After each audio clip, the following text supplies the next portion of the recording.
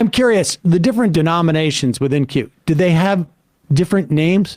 In other words, it's like, I'm pissed at you because you don't believe fully the version of the JFK Jr.'s returning story that I have. Am I like, how do I refer to me and, you know, and to someone who also shares my belief to disparage, you know, Emma, who thinks that, you know, JFK he's alive, but he's going to stay on the secret island and he's not going to come back, or whatever the sort of like fundamental differences that we have within Q. How do we have specific like denominative names? Well, usually they are identified by sort of which QAnon promoters they follow. And so, you know, you might say that, you know, this guy, the negative 48 group, those are the most hardcore JFK Jr. people, for example. Someone might say those guys are ridiculous. You know, I follow this Telegram channel, We the Media, or what have you. And it gets so crazy because these people who want to make QAnon respectable, these people who are taking positions in their local Republican parties, it drives them nuts to see people wandering around Dallas saying, you know, there's Tupac, there's Robin Williams. And so, you know, some of these guys end up like me at a QAnon convention going around and, you know, they're a QAnon promoter, but this guy's saying, you know, this guy's ridiculous. I can't believe this garbage. So, I mean, it gets very vicious. And, you know, that's part of what makes the reporting on it fun, because then they'll call me up and say, you know, this guy got arrested and stuff like this. What's the, give us a sense of like where we are in the trajectory of QAnon. Like if there was, I mean, you've given us some numbers as to like how many people we're talking about, but if you were to sort of like graph it, where are we on the graph at this point? Yeah, I mean, it's hard to know. I mean, I think certainly sort of the first QAnon era came to an end with Joe Biden's inauguration. I mean, people might say January 6th, but really even after that. Inauguration. Well, you know, they say it's being filmed at Tyler Perry Studios in Atlanta. So, you know, that's a black guy. Well, that's yeah. And so, you know, at the inauguration, obviously there were all these soldiers after January 6th and these fences, and they said, well, you know, that's to arrest them. And I would just say, well, you know, it's because they did January 6th. Like, that's why all the soldiers are there. But after he was inaugurated, they felt, oh no, now Trump can't do the storm. But now, you know, as Trump sort of returns to the public eye, I think potentially we're going to see an upswing. And, you know, it could also happen that we see this reemerge under a new name. I mean, Pizzagate is kind of a QAnon precursor, and that really went away after the shooting at Comet Ping Pong, where suddenly Alex Jones was facing lawsuits. No one wanted to talk about Pizzagate, and then it came back as QAnon, so it may reemerge as something else. All right, is QAnon sort of like, if we were to look at if Pizzagate was sort of a precursor, was the Tea Party also? I mean, the crossover, it seems to me like a very similar cohort of people. And having like interviewed people back then, it seemed like they were on the road to something like this.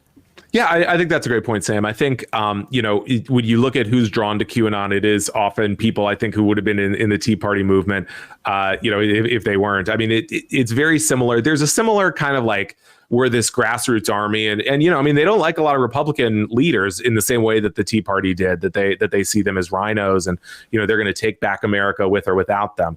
And so I think it's similar in that way, but it's almost like, I guess the difference is I don't hear a lot of QAnon people talking about lowering taxes or, you know, bailing out the 47% or whatever. I mean, it's almost like the Tea Party movement decided to get something much more visceral. And I think what happened in between there is, you know, we think of the Tea Party in 2010, and then Republicans really get much deeper into conspiracy theories with more birtherism, Jade Helm, stuff like this. And then I think this is the result. About that. Yeah, the birtherism is where you, I think, can connect the Tea Party, right? The Obama's secretly born in Kenya. I mean, and you can't convince me otherwise. And there was no coincidence that Trump is at the center of that too, right? So.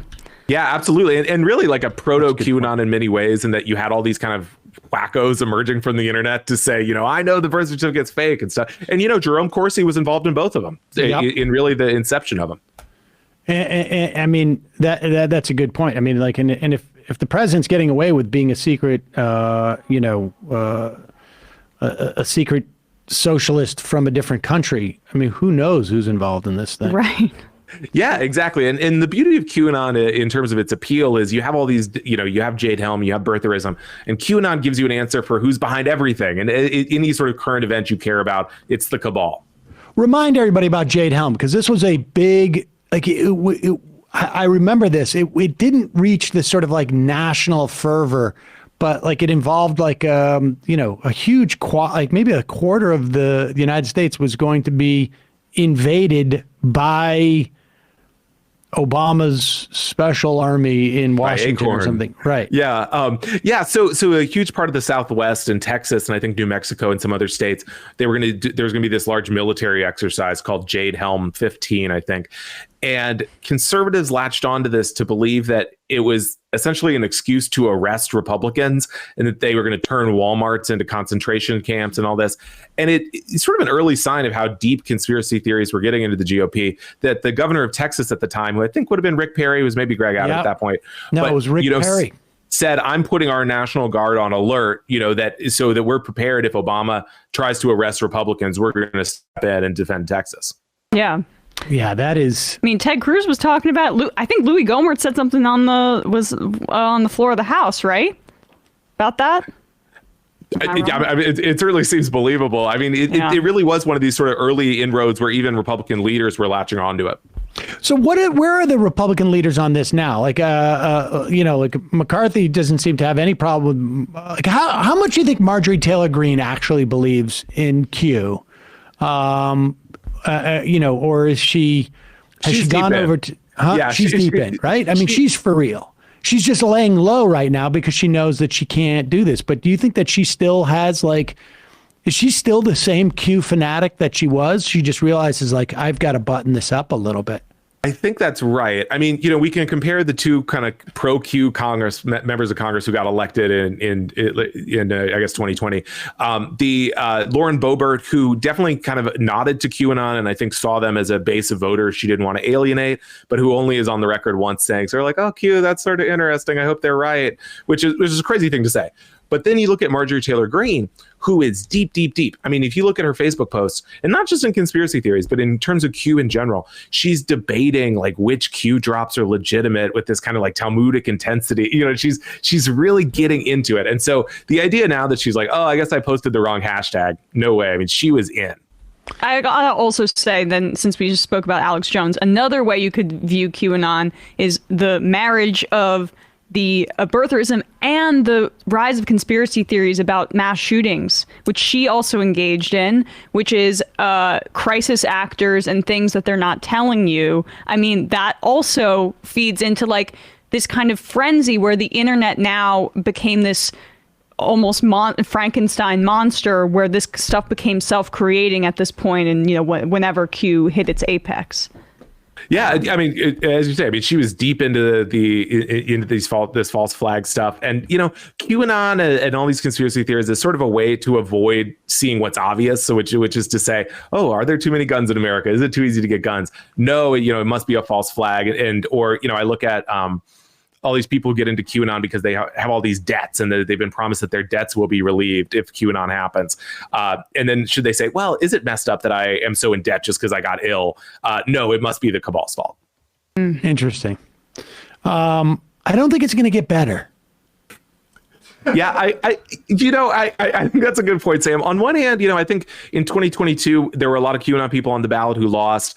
There was a whole QAnon coalition led by one of the JFK Juniors to sort of seize control of elections in battleground states, and they all lost. So that's positive. That is positive, but I'm thinking, I feel like the trajectory is not necessarily a rosy. I don't think this gets better. I really don't. But Will Summer, the book is The Plan, The Rise of QAnon and the Conspiracy That Unhinged America.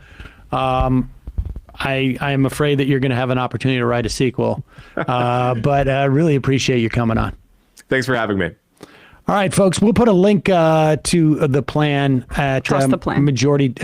Trust the Plan at majority.fm and in the podcast and YouTube description.